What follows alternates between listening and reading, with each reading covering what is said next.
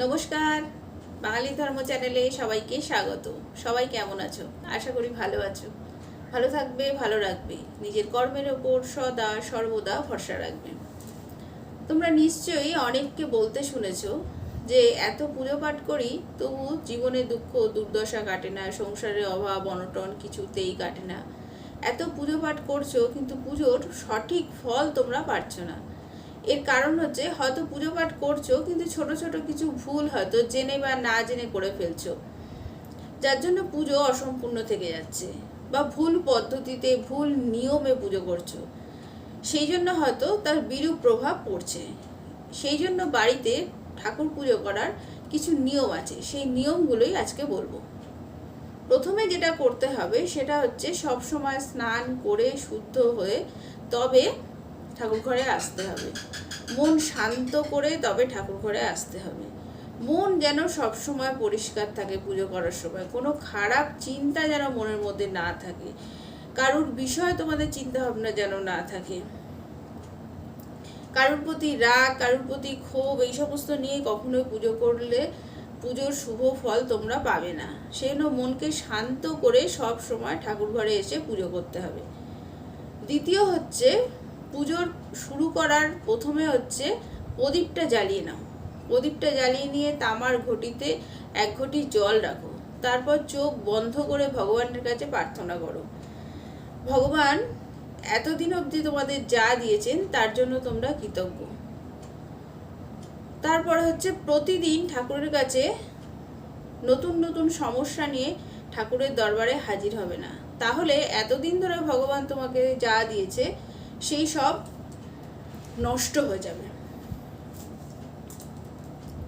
এরপর হচ্ছে পুজো করার সময়টা ঠিক রাখো। যে যখন পুজো করবে চেষ্টা করবে প্রত্যেকটা দিন ওই একই সময়ে পুজো করার। কেউ যদি 9টায় করো তাহলে 9টায় করবে, কেউ 7টায় করলে 7টায়। 7টা থেকে বড্ড 7টা 10 15 হতে পারে, এর থেকে বেশি দেরি করো না। মানে যে যে টাইমটায় পুজো করো সে সেই টাইমেই চেষ্টা করবে পুজো করার। আর পুজো করার সময় বা ঠাকুরকে নমস্কার করার সময় উপাসনা করার সময় তোমাদের মুখ যেন উত্তর দিক বা পূর্ব দিকেই যেন থাকে। পুজোর সময় যে চন্দন ব্যবহার করা হয় সেই চন্দনটা কখনো তামার বাটিতে যেন রাখবে না। কখনো দাঁড়িয়ে পুজো করবে না। যাদের একমাত্র খুব অসুবিধা আছে, হয়তো পায়ে ব্যথা, পা ভাঁজ করে হয়তো হাঁটু মুড়ে হয়তো বসতে পারেন না, একমাত্র তারাই দাঁড়িয়ে পুজো করবে। এছাড়া যাদের কোনো সমস্যা নেই তারা সব সময় চেষ্টা করবে বসে পুজো করার, কখনোই দাঁড়িয়ে পুজো করবে না। শাস্ত্রে বলা আছে যে আসনে বসে পুজো করবে, আর সেই আসনটা পাট কিংবা যেন উলের হয়। ভগবানকে যেমন আসনে বসিয়েছো নিজেরাও আসনে বসে তারপর পুজো করবে। ঠাকুরের সিংহাসন বা ঠাকুরকে যেখানে বসিয়েছো সেটা যেন সবসময় মাটির থেকে যেন একটুখানি উঁচু থাকে। ঈশ্বর হচ্ছেন শ্রেষ্ঠ এবং অতুলনীয়, সেই জন্য তাদের সামনাসামনি বসে কখনো পুজো করা যায় না। ভগবানকে সবসময় স্থাপন করবে একটু উঁচু জায়গায়। এছাড়া দেবদেবীর মূর্তি ঘরের দেয়ালের সাথে যেন ঠেকিয়ে রাখবে না, দেয়াল থেকে যেন একটুখানি দূরে যেন থাকে।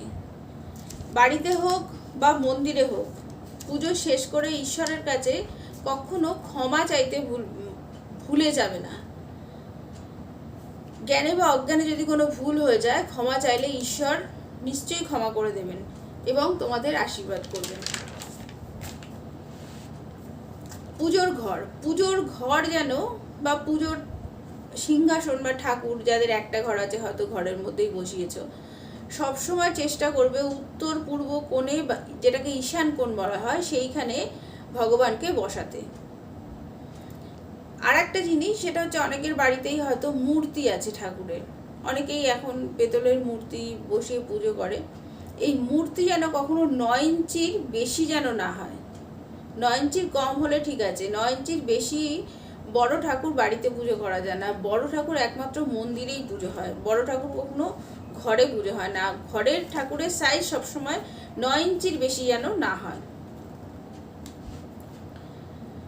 ঠাকুরের সামনে বা সিংহাসনের সামনে একটা পর্দা সবসময় দিয়ে রাখবে। যাদের একটা ঘরের মধ্যেই ঠাকুর, তাদের চেষ্টা করবে একটা সিংহাসনের সামনে একটা পর্দা দিয়ে রাখতে। রাত্রিবেলা এই পর্দাটা টেনে রাখবে।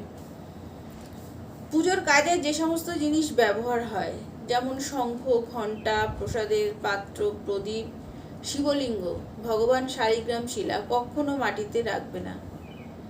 কিছু পরিষ্কার কাপড়ের ওপর তারপর ভগবানকে রাখা উচিত। শঙ্খ, ঘণ্টা এগুলো কখনো এমনি রাখবে না, কিছু কখনো পাত্রের ওপর রাখবে। এটা না করলে প্রতিদিন পুজো করার পরেও কিন্তু আশানুরূপ ফল তোমরা পাবে না। শাস্ত্রমতে দুপুরবেলা কখনো পুজো করা উচিত নয়।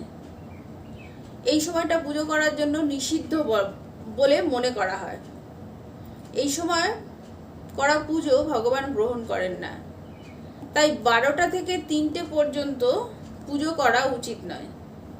এই সময় পুজো যারা করো তাদের পুজো করে কোনো ফল পাবে না, তারা পুজো করবে না। এই সময় 12টার থেকে 3টে পর্যন্ত পুজো করলে সেই পুজো ভগবান গ্রহণ করেন না। পুজোর শেষে শঙ্খ, ঘণ্টা বাজানো অত্যন্ত গুরুত্বপূর্ণ বলে বিবেচিত হয়। শঙ্খ, ঘণ্টা বাজালে মন ও ঘর দুটোই পবিত্র হয়। এছাড়া পুজোর শেষে শঙ্খ, ঘণ্টা বাজালে ঘর থেকে নেতিবাচক শক্তি চলে যায়। কখনো ফুল, ফল, চন্দন, ধূপকাঠি এইসব কখনো শুকবে না। এইসব শুকলে কিন্তু পাপ হয়, এবং এইসব শুকে যদি পুজো করো সেগুলো অপবিত্র হয়ে যায়, ভগবান সেই পুজো নেন না। অনেকে আছে পুজো করার সময় শুধুমাত্র ধূপকাঠি জ্বালায়। শুধু ধূপকাঠি জ্বালালে হবে না, সাথে প্রদীপও জ্বালাতে হবে। প্রদীপ জ্বালিয়ে তারপর পুজো করা শুরু করবে। প্রদীপ জ্বালানো কিন্তু বাধ্যতামূলক।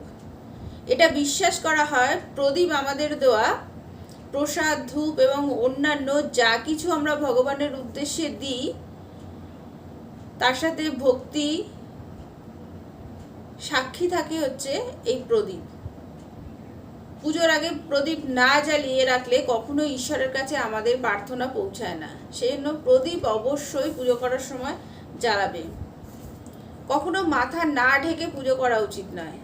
এটা বিশ্বাস করা হয় মাথা না ঢেকে পুজো করলে পুজোর ফল পাওয়া যায় না। পুজোর সময় অবশ্যই মাথা ঢেকে নেবে। শুধু মেয়েরা মাথা ঢেকে নয়, ছেলেদেরকেও নিয়ম আছে যে মাথা ঢেকে তবে পুজো করতে হয়। ভুল করেও ভগবান গণেশকে তুলসী, বিষ্ণুকে চাল আর সূর্যদেবকে বেলপাতা নিবেদন করবে না। শিব ঠাকুরের অতি প্রিয় হচ্ছে বেলপাতা। শিব পুজো করার সময় বেলপাতা দেবে। গণেশকে সবুজ দূর্বা দেবে, দুর্গা মাকে লাল ফুল দেবে এবং বিষ্ণু ভগবানকে তুলসী নিবেদন করবে। কখনোই তোমাদের ঠাকুর ঘরে ঠাকুরের নগ্ন মূর্তি রাখবে না। কখনো ঠাকুরকে খালি গা করে রাখতে নেই। এখন বাজারে প্রচুর রকমের পোশাক পাওয়া যায়, ঠাকুরের জন্য সেগুলো কিনে পরাবে। আর অনেকে আছে হাতেও তৈরি করতে পারে, তাহলে তো খুব ভালো। হাতের তৈরি করা জিনিস যদি ভগবানকে পরাতে পারো, ভগবান ভীষণ খুশি হয়। শুধুমাত্র যে ভগবানের যে রং প্রিয় সেই রঙের পোশাক কিনে বা তৈরি করে পরাবে। কোনো সংকল্প নিয়ে যদি পুজো করো তাহলে সেই সংকল্প শেষ হওয়ার সাথে সাথে পুজো দিয়ে দেওয়া উচিত। বা যদি কখনো মানসিক করো, সেই মানসিক যদি পূর্ণ হয়ে যায়, সম্পূর্ণ হয়ে গেলে চেষ্টা করবে যত তাড়াতাড়ি সম্ভব সেই পুজোটা ভগবানকে দিয়ে দিতে। সংকল্প পূরণে দেরি করলে পুজোর সম্পূর্ণ সুফল কিন্তু তোমরা পাবে না। এইসব ছোট ছোট নিয়মগুলো তোমরা মেনে পুজো করো, ভগবান নিশ্চয়ই তোমাদের কথা শুনবেন, তোমাদের দুঃখ দুর্দশা নিশ্চয়ই ঠিক করে দেবেন, এবং যত সংসারে আর্থিক অনটন যা আছে সব মিটে যাবে। আবার হাজির হব অন্য কোনো ভিডিও নিয়ে। আমার কথাগুলো যদি ভালো লাগে তাহলে আমার চ্যানেলটা সাবস্ক্রাইব করে নিও, একটা লাইক করে দিও।